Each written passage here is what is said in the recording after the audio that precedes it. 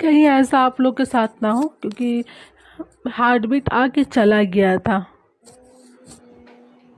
अस्सलामुअलैकुम everyone, welcome back to mini blog. यहाँ पे आज मैं आप लोग से अपना प्रेगनेंसी का जर्नी शेयर करने वाली हूँ गैस।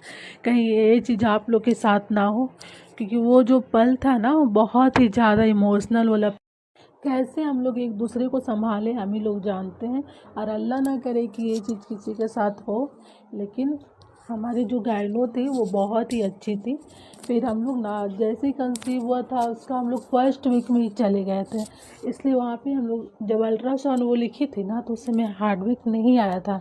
उसके बाद प्रेगनेंसी का जर्नी आपको मैं अपना खुद का बता रही हूँ कि मेरे साथ क्या हुआ था, और ऐसा अल्लाह ना करे कि आप लोग का साथ हो।